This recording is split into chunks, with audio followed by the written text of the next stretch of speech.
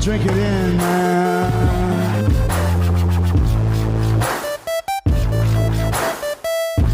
Touchdown, Detroit Lions! Cornbread! Cornbread! Cornbread!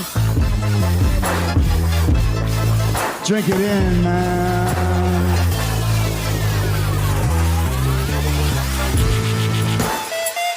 Touchdown, Detroit Lions!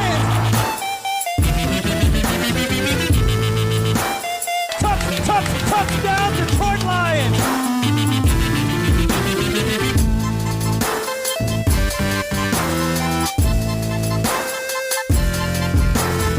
Cornbread!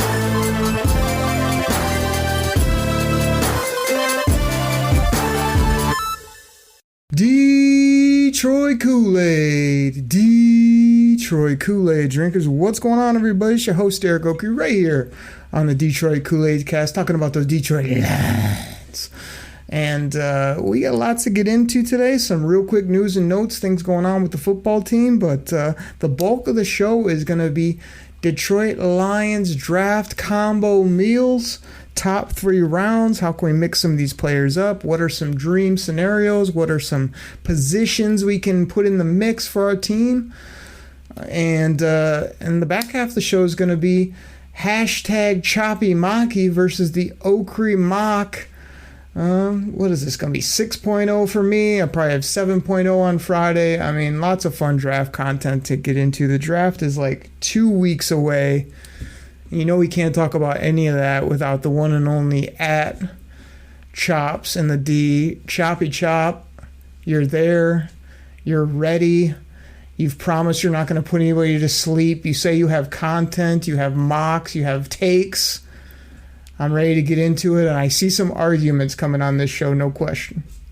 What's up, buddy? No, all love today, Okrie. There's going to be no arguments. There's going to be no bad blood. There's going to be, no, we're all good. The draft is 15 days away. The pavilion is halfway built. The arena is set. The Ford Field is ready to rock. The parties are scheduled. The tailgate is ready. Man, it's draft time, baby. Let's go. Let's do this. We can't mess around. So, rapid fire news and notes. I mean, Chops, you know I'm jersey guy. I'm uniform guy. We're less than like a week or so away. It's the 18th. I think it's, there's been no teases, no leaks. We did get news here right before we got recording that there are some jersey number changes. Broderick Martin going from 98 to 99. Big fella. We've got DJ Reader checking in with 98. How about my boy H2O going from number 12 to number 2? You think that's a coincidence, Chops, or do you think he listened to the pod? We both know the answer to that. We got our boy from North Carolina, the wide receiver, going from 80 to 18. A couple other ones in the mix. Lions changing uniforms. And you hit on like the big, thing going up here in Detroit. I was trying to get a feel. I saw it was like near Monroe. Just an absolutely huge setup that they're working on. I really hope it turns out incredible. Hopefully everybody shows out for that thing because it is our basically once in our lifetime that we'll probably have the draft here in Detroit. So if you love that type of thing and go down and do it. I'm going to be here in the DTO scouting office putting in work. Me and you will be on the pod talking Lions, talking draft picks. So all that, how you feeling about draft prep, uniforms? I know you cannot wait to break down the number changes. That's tops of your list, I'm sure. I mean, the number one thing for me on the number changes is Nate Sudfeld is going from 10 to 8. Okrie, breaking news. He's the great number 8, Nate Sudfeld. No, I don't give a rip about number changes. I don't really care about the jersey setups, which I know you get excited about. Yeah, great. Okay, cool. I'm just going to stick with my girl, the great Natalie Sparbeck, with the blueberries and the marshmallows and the poo-poo jerseys, or all black, whatever you want to call them. Whatever. That's your thing. I know you're excited about it. But, all those fans that bought those the Z Knight jerseys. He went from 28 to 27, people. What are you going to do now? You got to contact the NFL to get that 8 removed and put a nice 7 on there. Chops, your whole take especially when you mentioned fruits with our uniforms and other types of delicatessens. I mean, Charles hit it. That's terrible. Absolutely terrible. I cannot wait to see what they do. They better get these uniforms right. But yeah, nothing else going on. One other news and notes, chaps. This past weekend we had WrestleMania 40 in your favorite city of Philadelphia. We had, like, over a few days span, like 200,000 tickets sold to all these different events. We had Cody Rhodes finish his story against Roman Reigns, 4 years with the belt. No longer has it. My question to you, I don't need your wrestling take. I don't need you to tell me how it's not real or how you're not a fan or how you never go to an event, even though you'd probably have the time of your life. You know, we play the drops here on the show. I want to ask you, will the Detroit Lions finish their story in 2025? I recently saw a tweet that had Texans, Lions, Super Bowl. I don't even think I have to finish the tweet telling you who's going to win that ball game, but do they get to the big game? Do they finish their story? Are we the talk of the National Football League again in 2025, just like Cody Rhodes was at WrestleMania? So let me get this straight, okay? I just want to make sure here. You're comparing the Lions. The Lions are Cody Rhodes, and the Kansas City Chiefs as the back-to-back defending champions are Roman Reigns. And will the Lions finish their story? I'm going to one-up you. They won't finish their story. They're going to start their story by winning the Super Bowl in 2025, okay? That's the start of the story. The legacy begins. It's not ending. The story is not over. Hashtag choppy liking. And you know what? And just for that, I'm going to give you the live drop. Woo! How's that? Oh, it sounded crispy. We've continued to work on microphones. We're getting better, people, and we always have fun when we do this show. So I would love that if the Lions story started with them taking out Patrick Mahomes or any other team in the big game. But quite the weekend for wrestling fans. We had fun with that. But Choppy Chop, another question for you. We're talking NFL draft combo meals.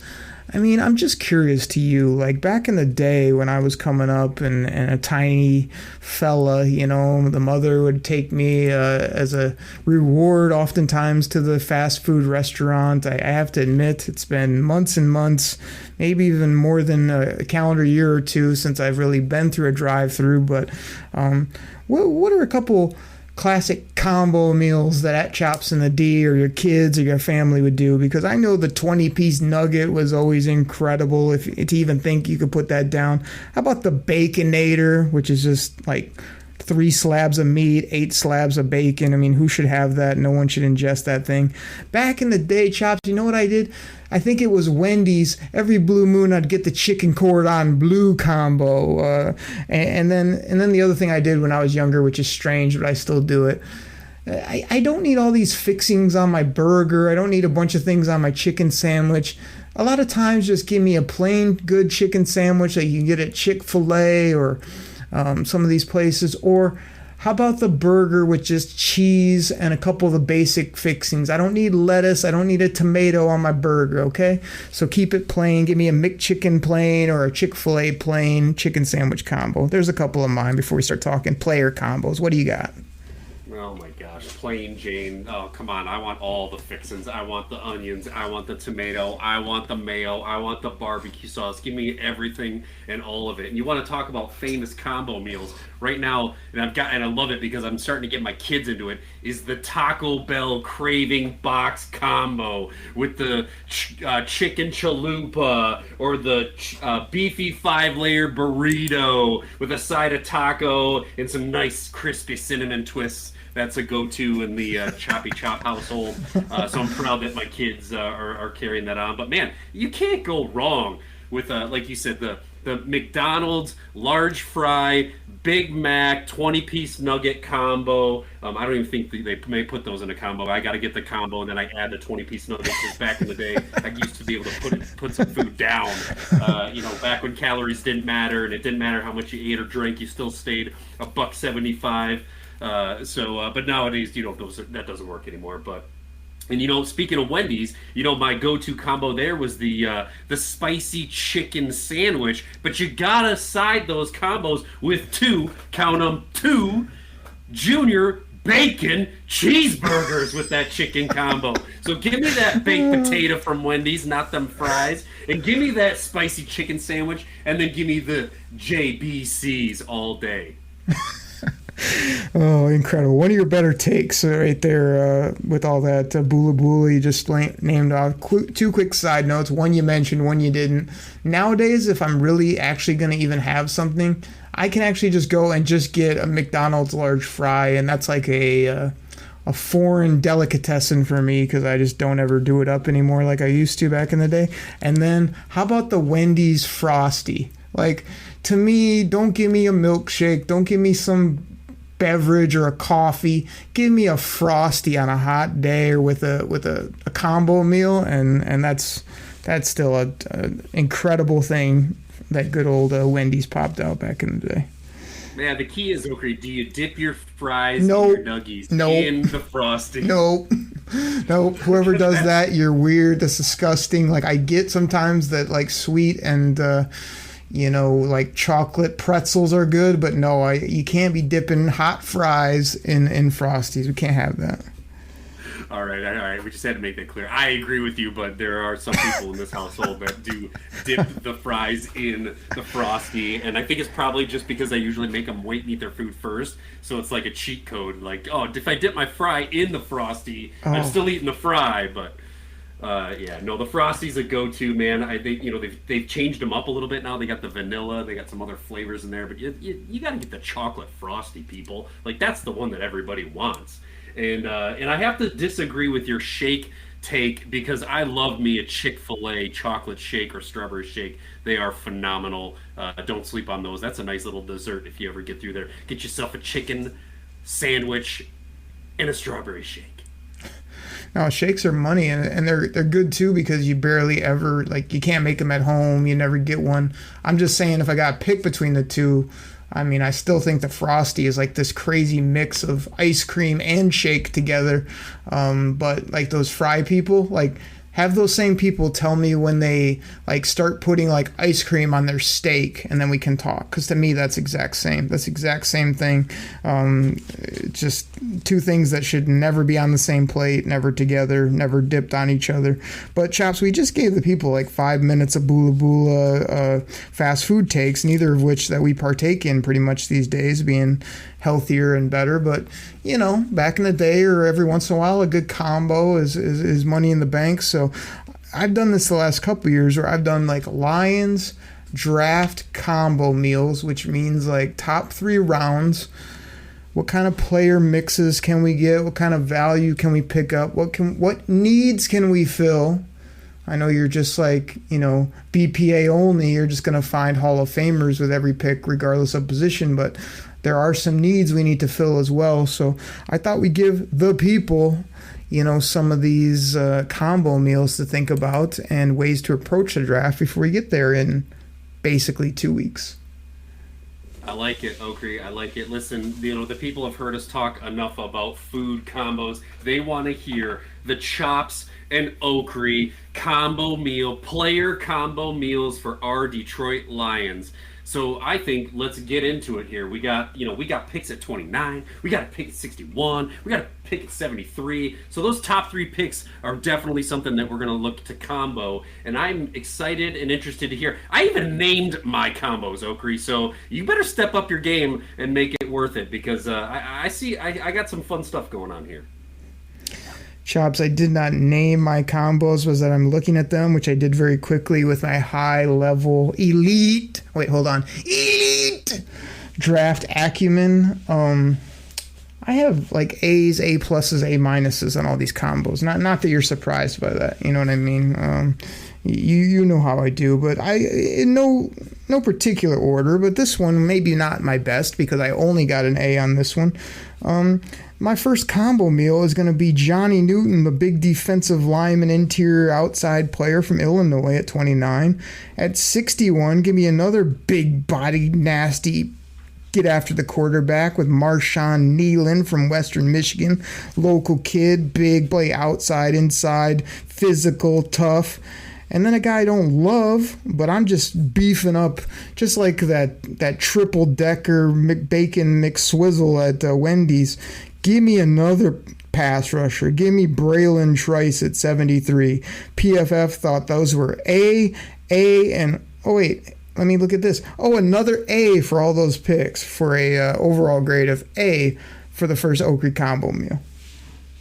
All right. I'm not hating that combo meal. I got a counter to your combo meal, and I'll even tell you what the name of the combo is. It's called the Big Boys in the Trenches. All right, and we're gonna start that one out with a little bit of JPJ, locking it down on the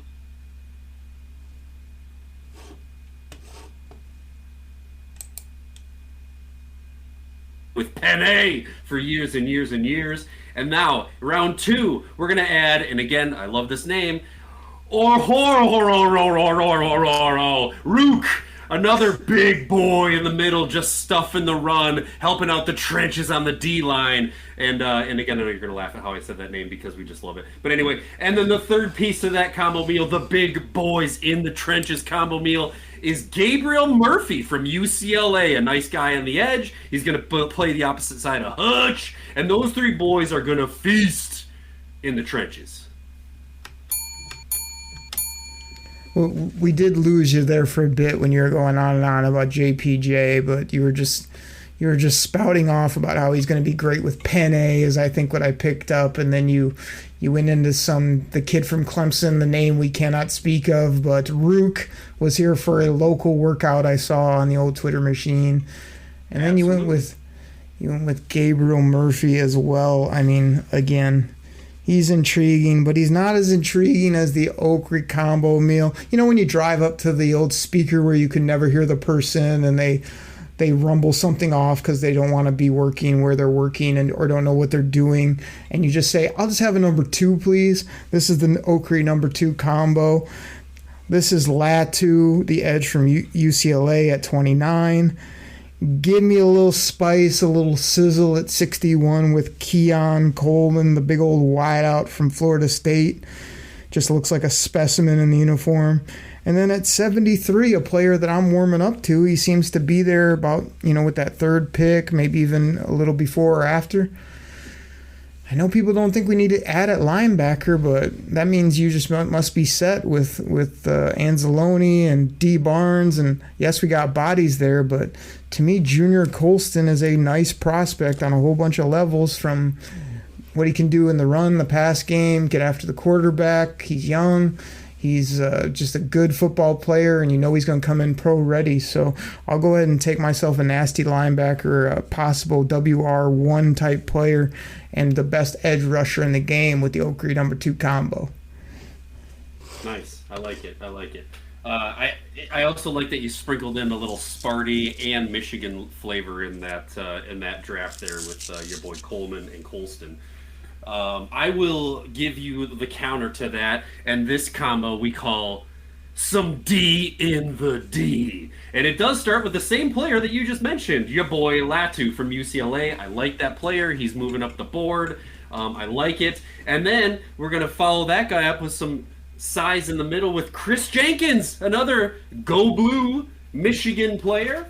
And in round 3, we're going to cap that some D in the D combo meal off with your boy Kyrie Jackson, cornerback, Oregon, for a 3-piece defensive combo meal to stack with our Detroit Lions. Chops, I often joke with you that I doze off during your takes, more for comedy than actuality, but we have fun with that on the show. I am trying to will our Red Wings to a victory. They're down 2-0 here while we're recording. It's not looking so good. I heard you say my boy Latu. I just want to say for the record, he's definitely not my boy, because I do still have some concerns, health concerns, and just the way he looks. He's not the big physical type that we're used to seeing. He's more of a leaner, technical edge rusher, so you don't classify him as my boy, like, Brian Branch. But who was the second guy you mentioned? Because I did kind of doze off during that part. Oh, that's nice. Thanks, man. Hey, pay attention here. We're recording a podcast. There's no bigger Red Wings fan in the league than your boy at Chops in the D. But I mentioned someone from our school, Michigan, Chris Jenkins. Oh, Jenkins. Okay, I've warmed up to him. I still think one thing that I've been thinking about is with these combo meals, we got to consider what we already have, and Pascal and Jenkins and some of these other interior players we have, like it's kind of where do you put all these guys, or how do you get them all on the football field? So, but I do like Kyrie there as well that you got in the third pick. That was some nice stuff. So let's go a little bit. We got a little time here. We'll rip off a couple more combo meals. I got two more. Again, just for the record, my last one that I read off was an A+ by PFF. And let's see, where do I want to go here with this one? Let me give this one. This one's basically all sizzle here, and this was one of my lower graded, which somehow I got A- for this three-player combo meal, but I got a little kooky at 29. I don't see the Lions doing this, but I don't know that I'd be mad at it. I've heard some negative about this player, but how about at 29, we just say screw it, and we take A.D. Mitchell, the fun, freaky, just looks the part in the uniform, go up, get the football type wide receiver. PFF didn't love that much, gave me a B for that selection.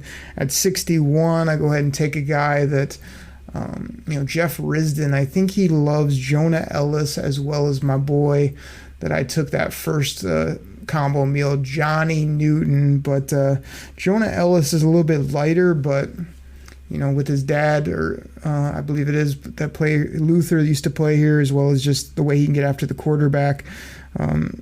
I think they could use him in some different ways instead of a big-time edge like Pascal and Hutch. And then, I went ahead here and took Kyrie Jackson in the third, 73 as well. 6'2", corner, freaky, fun to watch. So both those picks, Ellison and Jackson, got me A's, so that brings me to an A- total. I saved my best combo, I think, for last. Choppy Chop. Well, I don't know. I like all these, to be honest, but that's Okrie combo number 3. I mean, that one's just like throw the depth charts, throw the needs out, and just go get us a freaky wide out and let us have Saint, Mitchell, and JMO for the next 5 years and just put up points every freaking game. All right. Well, since you threw, your quote unquote kooky combo there, I'm going to give you the I see Mizzou combo. And this, as you can guess, is full of folks from Missouri. With pick number 1, I'm going, your boy, Darius Robinson. Not Chop Robinson, Darius Robinson. And then at pick 61, I'm going with a little bit of Innis Rickshaw in the secondary. And then, you know what? I'm going to follow it right back up at 73 with Chris Abrams-Drain from Missouri. So we get a nice I see Mizzou combo. We got some edge speed. We got some corner help that we need. Locking up the secondary. And so that was just kind of fun and kooky. Yeah, I'm shocked you got the triple decker of Mizzou players in our combo meals here. You have done well with the. I definitely should have named mine a bit better, put a little more time in there. Darius Robinson to me is a player too that's falling in my bucket of is it good that he's similar to Pascal and Hutch, or do we want some of these lighter guys that I've been taking in these combos as a change-up or as a little bit different? It's really hard for me to tell if they're going to stick to the body comp, that they've been doing, or do they have enough big body inside-outside guys where now they need technician, speed, edge rushers, or defenders that just come from all angles. I really don't know. So, Regstraw, I've heard some negatives, but I still kind of like his physicality. Abrams drains another slot, so do you want to have another guy there when you've got Iffy, you've got Brian Branch, you've got, our boy Kerbo, that can all do those same things, move around and play guys? I don't know, but I like that you comboed up all the Mizzou players. Let me see here. Again, I added a player in this last combo that you like that I don't really like, but he just happened to be the kind of top of the board, still wanted to fill that position, but not with a high need. So at 29, I got an A+ for this. I'm still sort of, I don't know. I'm a little hesitant on Cooper DeJean. He had a great showing here the last couple of days with his workout. We've obviously went to Iowa for multiple players, so I put that as a positive because he'd fit right in with his boys. Laporta and what's the other Iowa guy we invested in here recently that I'm skipping? Jack Campbell. Oh yeah, Reward. That's right. I think they would be a great combo together. I see him more as a safety, but I think you saw my tweet where I was like, if you get Cooper DeJean at 29, that's kind of like getting a corner safety and a returner all in one, so that's a positive for me. I bumped up my boy Kyrie Jackson to my pick at 6'1", because I see sometimes if you don't get him at 6'1", he's not there at 73. So I double dip on corners Y chops because it's a big need. We can't cover a coffee table, and I figure I just get it handled. So I went that route. And then at 73, I was like, let me continue to make a strength a strength. This guy doesn't have to play right away, but I want to say he was more of a left guard, which is kind of what I'm looking for, a little competition with Glasgow type of thing, not just giving him the keys to the car. Zeitler will be good for a couple years until they get rid of that. So I went ahead and took Christian Haynes there at 73. An A+, a B for Kyrie, probably because it was 61, it went up a little bit, and an A for your boy Christian Haynes. They're from Connecticut, interior offensive lineman. Again, rounds out to an A+ for the Okrie combo meal. Cooper DeJean, about as safe as they get, and I found that in the draft, if you can get a safe player that you don't have to worry about, that has athleticism and is coached up well, he's probably going to be a pretty good pro. So that's been intriguing for me recently. Yeah, my last couple of combos, I actually just kind of went with our first two picks, just because of kind of the nature that they were, and so I called this combo "It's All About the O." And in this mock that I rolled out here, somehow, someway, Brian Thomas Jr. fell to us at 29, and I ran the card up to the podium as fast as the little mock draft simulator let me. It was just me, like, just get up there, slam the card down, bam, Brian Thomas Jr., Lion, nailed. And then the next one followed it up again. It's All About the O, and I went with Christian Hayes from Haynes from UConn. So again, Brian Thomas, Christian Haynes, I think the strength on the O-line in the second round there. Another big, nasty freak wide receiver, an X-guy to add to the fold with J-Mo and Amon-Ra. And I couldn't be happier with It's All About the O combo. Oh, my goodness. That is definitely bold, no question. I don't know. You want to say, like, man, that would be really tough to see happen, but again, we're not putting anything against Brad. What's that nickname again? Always open for business, Holmes. And he's the king of the draft. I mean, there's no doubt about that. But I've soured on Brian Thomas. I think I told you that. But yeah, you love him. For me, I've went to more of the other wide receivers, Coleman, Mitchell, some of the other top guys that are out there. So I don't know, just something about Brian Thomas. He's a big body and he had a lot of production this last year, but it's just like something about him where I didn't scream star or I just didn't love. But 1,100 yards and 17 touchdowns is just terrible. It's so bad. Yeah. I literally just said he had crazy production, which is all you look at. I look at his interview and he seemed kind of like a goof or a guy that didn't like, hey, I can run fast and go far, but I can't do much else, even though his interview was like, I can't wait to run more routes. It's like, you probably didn't run more routes because they told you to do the go, the fade, and the haul ass, and those are only three routes you got. But neither here nor there. He might be a hell of a player. We'll see what happens. You got another combo, or are you set? You heading through the drive-through to pay at the window?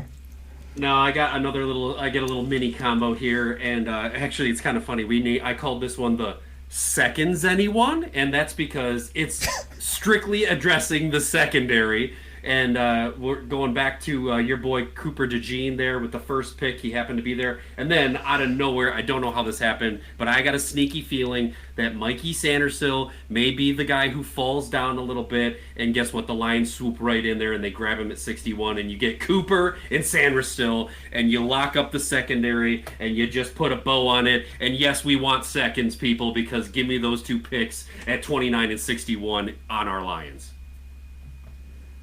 And that one you just had the two. You didn't have a third guy in there?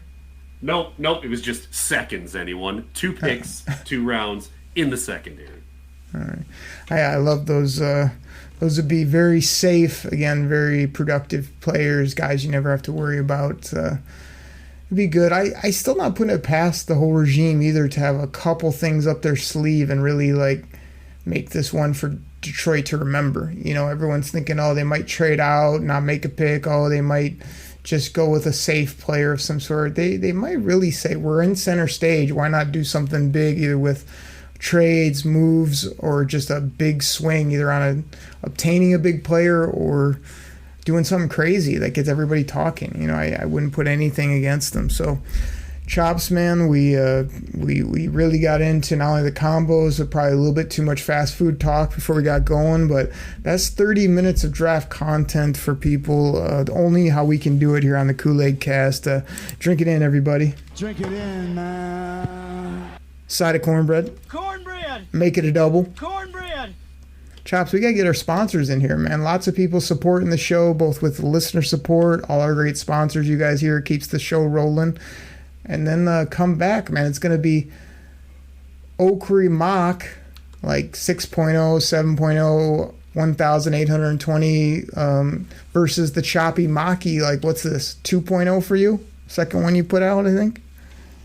Listen, I do more mocks than I put out there, and yeah, that's right. There's, like you said, it's probably the second or third that I've published, but no, the draft mock simulator is going nonstop in the choppy office. So don't you worry, people. I got good stuff for you on the way. All right, should be fun. Lots of selling going on between our different mocks for the people, as well as why we're right and you're wrong, and vice versa. So, everybody, please listen to our sponsors. Please go check them out. We come back. The mock draft battle, Detroit Koolaid style. Everybody, we'll be right back. This episode is supported by FX's Clipped, the scandalous story of the 2014 Clippers owner's racist remarks captured on tape and heard around the world. The series charts the tape's impact on a dysfunctional basketball organization striving to win against their reputation as the most cursed team in the league. Starring Lawrence Fishburne, Jackie Weaver, Cleopatra Coleman, and Ed O'Neill. FX's Clipped, streaming June 4th, only on Hulu. If you're unaware, T-Mobile calls themselves the Un-carrier, which is fitting, considering they've just unraveled their price lock guarantee for new customers. If you ask me, that's pretty uncool. If you're uncomfortable with a company that says one thing but does another, then stick with Xfinity, whose whole home Wi-Fi, wired internet, service, speed, and reliability are unparalleled. Avoid the Un-carrier. Stick with Xfinity. Effective for new customers after 1/17/24. T-Mobile's price lock will only reimburse your last bill if you terminate service due to a price increase.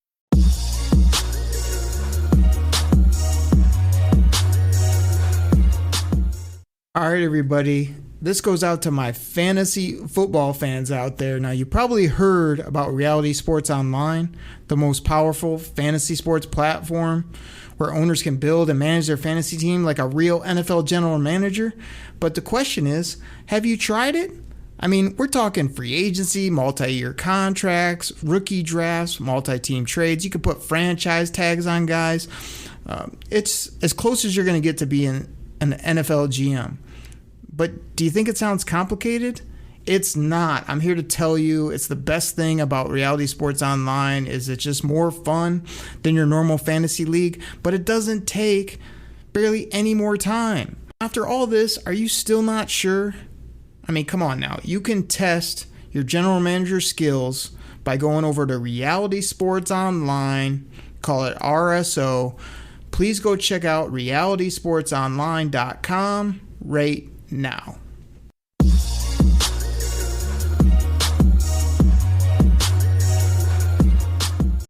If you're an athlete, you know the greatest motivator of all is the fear of letting your teammates down. After all, a team is only as good as its weakest link.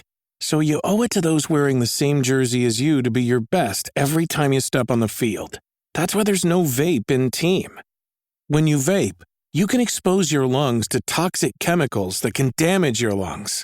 If you're a step behind, the team's a step behind. Brought to you by The Real Cost and the FDA. Kool-Aid drinkers are back. Thank you so much for those sponsors. Reality Sports Online, Spotify. Who else we got? Our boy Notorious DET with the merch. We always talk about Lions on Tap. All the other great sponsors you hear on iTunes, Spotify as well. They usually play different sponsors for our show. That helps a ton, as well as all you guys that have done listener support. Really appreciate that. I know the man that we call the Tuna reached out, and he just wanted to support what we're doing and loves the show and was very generous, so appreciate him. He's also going to purchase a game or two, I think, of my Lions season tickets, which I put out to a lot of you out there. I usually go to one game, maybe two, but the rest of them try to go to friends, family, listeners, whoever wants to ante up and get themselves into a ball game. So I think the Tuna is going to go to a couple games in my seats, so that'll be fun for him and his son. But Choppy, if you got any shouts, go for it, or we'll get into this mock draft battle, my man. Okrie, I think you hit the big ones this week. We got a lot to get into with this mock draft. Choppy Maki versus Okrie, 477.7 mock here. So we ran a little long on the first segment, so let's just dive right into this mock draft battle. Chops versus Okrie. We will do that. I gotta admit, man, I was torn because when I knew we were doing this, and there's no real great way to do it live. I know you did one here on the show, but no real way for us to go back and forth. I'm using the PFF. I think you using a different type platform. So there's that where you've already skewed the results. But PFF, I swear, I go through them and it's my whole thing is just what we did as exercise. It's always not who I can draft at the first or second pick, but how can I combo these up so that it looks great when I'm all said and done. So I definitely went through a lot of machinations, a lot of different combos. Again, you can do these very quickly, but you got to know who to take, when to take them, where to take them. So before we even get into this thing, I'm looking at two Okrie mocks right in front of me, one with an A grade. Let me scroll over to this other one that I saved. Oh, wait, an A grade. So I'm trying to still decide which one I want to take against you in the mock draft battle here. Do you want to hear the first selection for the Okrie mock here in the Detroit Koolaid Cast Draft Spectacular mock draft battle?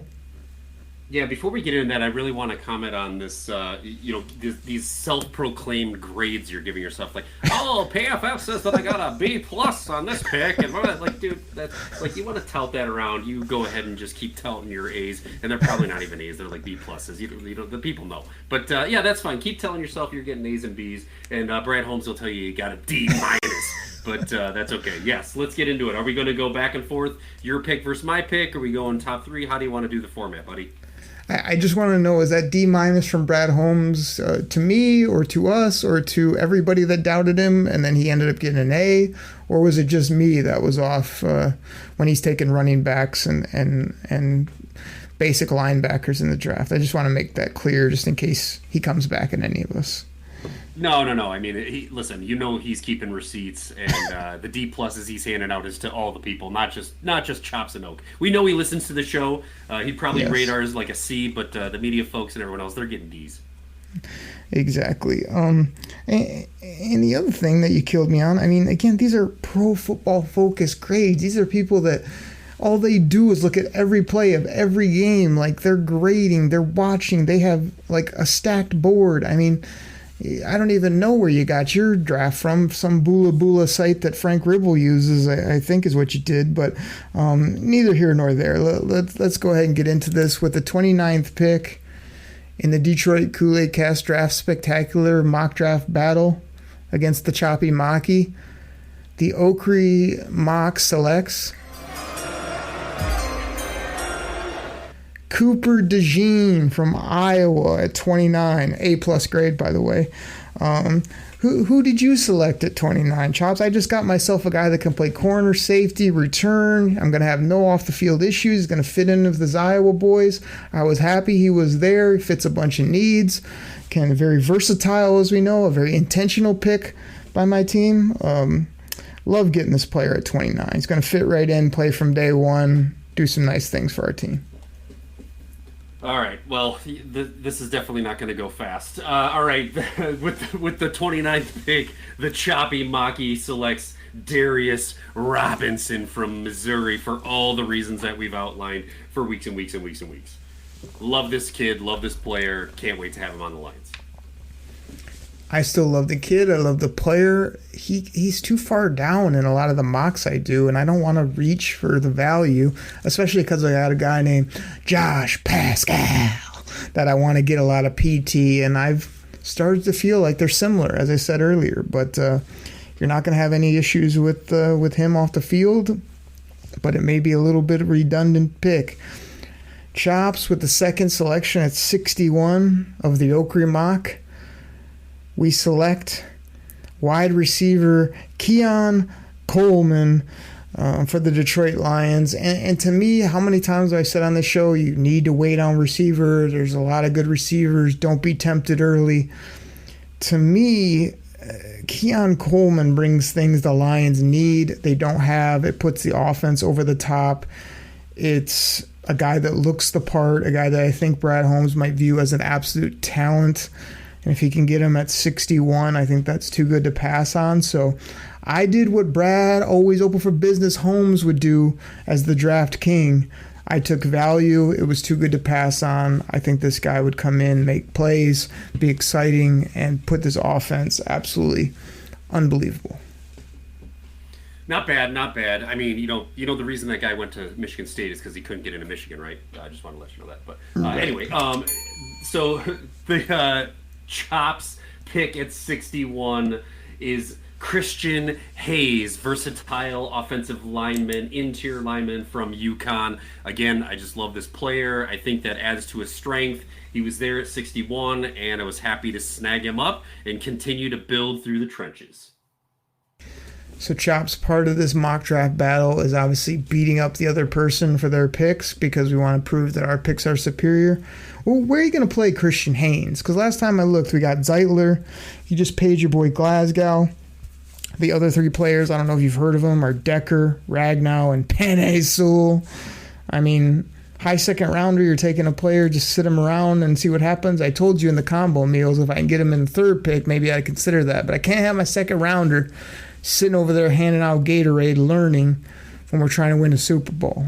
So. And this is, you know what? I was waiting and waiting and waiting for you to bring up this point, and my counterpoint to this was, this is what good teams do, Oak. Will you realize that we were 1/4 of half away from going to the Super Bowl? Good teams take great players and build on their strengths, okay? So none of those players on the offensive line played 16 games last year that are going to be around. Aging Zeitler, aging Glasgow. I'm not saying they're going to get hurt, but I want to be prepared if something happens. And Christian Haynes is a guy that I can plug in from day one and he's ready to go. So guy gets nicked up and misses a game, no big deal. And again, he can play multiple positions. This is what good teams do. They back up their strengths and they're ready to go. You just took Kobe Sorsdal last year for that same reason. Now you got two backup interior players that you hope can play tackle, you hope can play guard, and none of them have shown much. Like, I was not wowed by Christian Haynes at the Combine. He looked like a squatty, big, backside interior player. He didn't wow me at all. He's like, oh, okay, he's got arms, he's got this. He didn't look like a ball player to me, like my boy Mahogany. Last year either, buddy. I hate to remind you, Jack Campbell didn't wow you either. So, all right. Well, that's my defense. Again, we all know everybody's going to love the Okrie mock better, regardless of what I say about yours. But we're going to put it up to the people too. At pick 73, I mean, you want to talk about value. I absolutely love when my boy Kyrie Jackson is there. I waited. I actually got a corner safety combo meal plus with my first pick, but then in my third pick to get another corner was too good to pass up. A grade from PFF. Like I said, sometimes you got to take him at 61. I get him all the way at 73.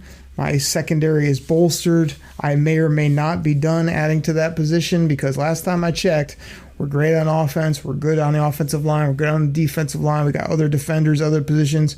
But we need cover outside corners. I got 2 guys that can do that already and still might be adding. There we go. Yeah, I like it. I actually like it. I have really no negative to say about that because I'd be happy. He actually was gone when I did this mock, and so I stayed true to it. And so to address my secondary with the 73rd pick, Choppy Maki took Chris Abrams-Drain, another Mizzou player. Actually started out as a receiver, fun fact. 5'11", a PFF score this season of 85.8. And I think he helps us out the secondary quite well here with the Lions. This is another Jeff Risdon of Lions Wire favorite, as well as others. I, again, think it's a little redundancy with another slot player. You need to let my boy Brian Branch do some things. You need to let our other guys do their thing. But, again, adding a guy like that at the third round seems like pretty good value. Chops, I might have messed up here. I might not have, because I guess in my view, like, Cooper DeJean is more of a chess piece, play the 3 safety role, figure out where he fits as a top corner on this team or whatever. Kyrie's got that size and length. But I like double and triple down at pick 164. And this is what you got to realize, people. 73, picking in the third round. Don't pick again till 164. That's why that third round pick is so important. But in the fifth round, I've been getting the center from Michigan or, the Luke McCaffreys are there. But with me taking Keon Coleman, I didn't have to worry about any of that. 164 in the fifth round. I went and got this kid who I'm still reading up on and doing some work on. But again, he's a big corner, plays outside, gets his hands on the football. Dwight McGovern from Arkansas. Yes, that's 2, maybe call it 3 corners in my top 4 selections, which opens me up to then fill other needs with my last 3 picks. So I'm going corner heavy. You want to know why, Chops? Because we can't cover a coffee table. Because we got lit up down the season, and we can't have that happen again. Yeah, look, I'm just waiting for you to finish the pick 249 with your boy Monroe from that school, that teeny little school, so you can have 4 corners in the draft. There we go. I don't hate the player, but I'm not sure where I'm seeing your strategy here. But that's okay. That's neither here nor there. Pick 164 in the Choppy Maki. This guy was here. I was happy to take him. This is a round where Brad, always open for business. Holmes loves to take wide receivers. And with this pick, he takes Luke McCaffrey, wide receiver from Rice. He's got the pedigree. He's got the bloodline, as you like to say. And this kid's ready to ball, and I would love to add him into the mix, into that wide receiving core. I like the player. I like his safe pick. I don't know what he'll be at the next level, but you know who doesn't like that pick? Because I've done it in mock drafts, and I get like D's grades or even lower. PFF. They don't like that selection whatsoever, but I'm more with you, I guess, than them on that thing. But I did you one better, Chop, because I waited till 201. What's that, like 40-some selections later? I got ourselves a 6'3", 215-pound wideout to go with Keon. So I'm just doubling down on corners and pass catchers. You want to know why? Because we couldn't cover anybody last year, and because if we had another couple pass catchers, we are going to score 40 a game and just whoop teams in the new NFL the way we should. So give me DeCorian Clark, UTSA. I love the value. PFF gives it a B+. I'm just adding playmakers at that point because I'm pretty much good everywhere else. So let me get this straight. With your 5th pick, you have now taken 3 guys in the secondary and 2 wide receivers? Yes. Is that right? Am I writing this down right? Okay, cool. Yeah, I think the people will let you know how much they like that one. So, anyway, let me get to an actual pick and a mock draft that makes some sense here. The Choppy Mocky, whatever. At pick 201, the Chops Mock decides to take Dylan Johnson, running back from Washington, because another position player that in a position that isn't necessarily a need, but it's great to have depth. We all love Netflix Craig, but Dylan Johnson is a player that could do something in the next at the next level, and I'd be excited to have him with the Lions at 201. And that was the injured player in the national championship that the Michigan Wolverines won. Is that right? Hail to the victors. That's the guy that couldn't play, couldn't get on the field, couldn't stay healthy, hurt all throughout the... Okay. And it's also a running back, right? So you took a running back when we've got a multi-dimensional, positionless... Eat! Weapon. Along with Demo, right? No. D-Money! Okay, so you upped me by taking a running back. Good stuff there. Let's go ahead and show you why I was able to take DB help, whether it be safety or corners, and then load up my receiving core so that we can just light up chumps on the scoreboard. Because at 205, I got one of my favorite picks. This guy plays the right guard, the left guard, the center. He comes from a school that all they do is put out offensive line talent. Give me my boy Tanner Bordellini from Wisconsin. He's the type of guy that you can tuck away at pick 205. Let him learn. Let him find whatever position he's best at or where we need the most help. Plug him in if needed. If not, he'll hand out Gatorade and laugh it up on the sidelines while he learns and while some of our older players exit their way out. Interior versatility at 205 rather than, where'd you take one? At 61? Okay, I'm just curious. Just want to make sure. That's how you draft. Are you done? Are you done now? Okay. I'm done. So at pick 205, the Choppy Maki, I'm gonna bring up a name that we actually haven't talked about here on the pod at all. And with the 205th pick, the Choppy Maki takes Christian Boyd from Northern Iowa. This kid actually came across my radar the other day. 6'4", 317 pounds. He had a season rating of 89 on the old PFF, and they've got him ranked as 145th player. This is another project guy I like on the inside interior. He can play the A gap. He can play the B gap. He was a 3-year starter. He was a redshirt senior this year, and I like some of the film that I watched of him. Highlights that I liked from his game. Played more than 10 games every year for the last 3 years. And another nice little pick there on the Choppy Maki Lions, Christian Boyd. Oh, Choppy, we've got me taking a little bit of a BPA aggressive approach in this mock draft battle because I threw out some of the interior needs. I threw out some of the big bodies that people would normally see me draft because I focused on where we need help, where the league is going, and then here at 249, which is my throwaway pick, where I normally take my corner, Monroe from Tulane, as you said, I'm sitting here and I'm just like, Tanner McLaughlin, the big tight end I told you about that can block, catch, he's kind of got a lot of buzz going on right now. I can take him. Okrie, why are you taking a tight end? We've got Laporta. We just brought back Chops' favorite guy, Brock Wright. Because I can't assume that Sammy Biscuits is going to be good all the time. I think Brock Wright is just Brock Wright. He's a serviceable blocking type player. So I'm going to go ahead and take another piece in this tight end room so I don't have to have Zerline or whoever else we got on our team, Zylstra, whatever his name is, out there, even though he's not bad when healthy. I think he tore his whole leg off a year or two ago, so we'll see how he is. Another injured player that we just keep hanging on to. Give me Tanner McLaughlin there. B- grade at 246 to add to my tight end room. So yes, Chops, that's double wide receivers, 3 DBs, a interior player that can play center guard on either side and maybe even kick out the tackle. And then a tight end at 249. Not a conventional Okrie mock, but getting ball players that I think can fit in and help.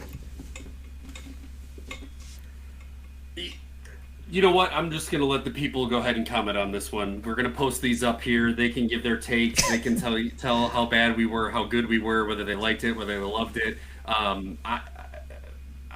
Listen, that's a mock, Oak. That's definitely a mock. Three corners, two wide receivers, and a tight end. Hey, I'm happy that you put that one up here on the show for the people to see. It's a little unconventional, a little different. Some names that we hadn't thrown out there, so I'll give it the old golf clap. All right. Well, while you're beating it up and while you're doing that, before you put the people to sleep with another interior offensive lineman or whoever you're going to take for your selections, let me just recap the grades very quickly. A+, B+, A, B, B+, C, B-. You know what that average is, Chops? I know you're great with math. You love your analytics. That's an overall A grade for the Detroit Lions and the Okrie mock draft here in the battle of me versus you, the Stooge. Yes, you know that if you take the highest ranked PFF player at any position, regardless of what team you're drafting with, PFF is going to give you a score based on their ranking, right? Like, not how it fits the team, not what your team needs. It's just like, oh, he's the highest ranked, he's the 144. Yeah, I'm going to take him. Oh, I don't need a quarterback. Well, it doesn't matter. I got JJ McCarthy, A+, people. Woo! Like, you don't need JJ McCarthy. But that's fine. You want to stick to your PFF grades that are not relevant to the team that you're drafting with. That's great. What I'm going to do is actually look at players, break them down, and look at what our actual team needs. And with that pick, with the 249th pick, the choppy mocky takes Josh Wallace, cornerback, Michigan. I pair that guy up with the cornerback I took earlier in Abrams Drain, and I am looking good in my secondary. Again, he doesn't have to come in and start right away like the world on fire, but he can continue to develop and be the player that I know and think that he can be. Oh, look, hang on a second. Let me look. Oh, the random mock grader that I got here, let me just pull those grades up. Let's see. A+, A+, A-, A+, A+, A. Oh, what is that average, Okrie? Oh, that's right. No one cares. Well, no one cares about yours because that was from the Frank Ribble school of mock draft websites that are free for people that don't know about drafting, that will always give A+ and leave people in the fourth round that won't be there after the second. That's what you did there. But I get it. I mean, you had to do that. I just want to clarify with you that, so you're saying the Okrie mock that we don't need coverage players on our defense, we don't need explosive wide receiver talent, and we don't need interior offensive linemen or possibly tight end depth. Is that correct? That seems to be what you inferred there in your last rant. What I inferred is that your combination of players that you picked at the positions that you picked at don't really seem to fit how Brad Holmes drafts or what the team really needs. But hey, again, it's a mock draft, so you went unconventional. You wanted to get some change it up a little bit here and there. Like, I'm not going to hate it. Again, we do hundreds of these people, so it's definitely a strategy to have no strategy and just try to get an A on a draft. So I applaud you for that strategy. It's not the approach that I took, but hey, I think the people will determine which one likes better. Of course, we know PFF likes yours with your make-believe grades. Congratulations. I just like to be able to cover wide receiver and also put more points on the board, and I think I accomplished those two things first and foremost. So we'll see how it shakes out. Again, normally I like to add big bodies early. I told everybody you got to get corners early. Imagine that. That's what I did in this mock for my team. I got other positions later. That's what's available. Both of our scores, like you say, could be bula, could be good. You never know till they hit the football field, but a fun exercise nonetheless. And of course, because I love all the loyal, diehard Detroit Kool-Aid drinkers, the people. And the people consist of the millions. That's from the final boss, The Rock. I will still do a fresh, a crispy Okrie mock, like 8.0 here on Friday, just so everybody can just butter that up with love as well. Can't be any worse than this one. I can't wait to see Okrie mock 8.0. Well, everybody, we did combo meals. We talked about fast food. Jerseys are coming by next week. We've got draft setup being done. The draft is in Detroit in like 2 weeks. And I destroyed the choppy Maki both by giving him great salient points of why his made no sense, and then defending mine of why I focused on areas of weakness and got ball players. So I think we've accomplished everything we pretty much need to, which is prove my brilliance and knock down all your Bula. Anything else, Chops, before we get up out of here? No, I'm excited to get this out to the people. And people, continue to put out your mock drafts. Tag us in them. We'll grade them. We'll take a look at them. I think it's fun. Like, you know, we're going to post up these mocks that we did. Maybe get a little interaction with a poll. We got to get a poll, right? You know, Okrie? Like, we'll see. We'll see if we do that. Chose my mock draft last year. Just saying. I don't necessarily like to do those because usually they call up your family and friends and figure out how to skew the results, and then that's all you talk about. Kind of like that fantasy championship you won in like 2008 against me that you hold over my head still. You know, that's usually how you the one work, you keep bringing up. I've never brought up on the show. Yeah, that one. Yeah.